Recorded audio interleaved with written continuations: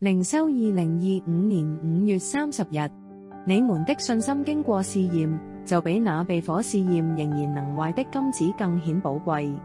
彼得前書1章7節，當信徒面對苦難，如疾病、經濟壓力、家庭衝突或人際破裂，心靈往往陷入掙扎，懷疑神是否仍看顧。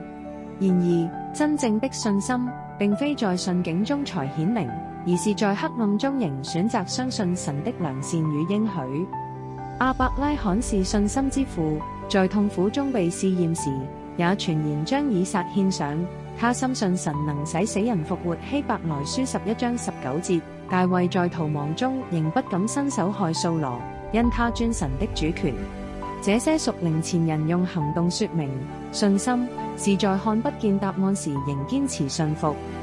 今日信徒若要在苦難中信心完全擺上，關鍵在於認識神的信實與依靠他的話語。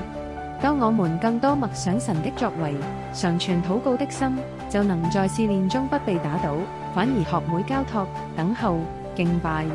信心的擺上，不是情緒上的激動，而是日復一日，苦中仍願說：主啊，我信你不會錯。這樣的信心，在神眼中極其寶貴，如同被火煉過的金子。彼得前書1章7節，也必得着他的喜悅與賞賜。我們來禱告。親愛的天父，在苦難中，我的心常感到軟弱，環境使我困惑，內心充滿疑問。但我知道你是信實的神，從不離棄愛你的人。雖然我看不見出路，但我選擇倚靠你，仰望你。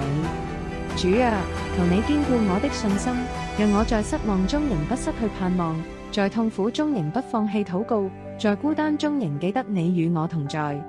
像亞伯拉罕一樣，願我把最愛的也交在你手中，像大衛一樣，在等待中仍敬畏你，倚靠你。求你用你的話語安慰我，用聖靈幫助我，使我每天走在信心之路上，不憑眼見，只憑信靠。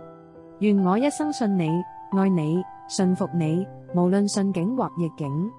奉主耶穌基督的名禱告，阿們。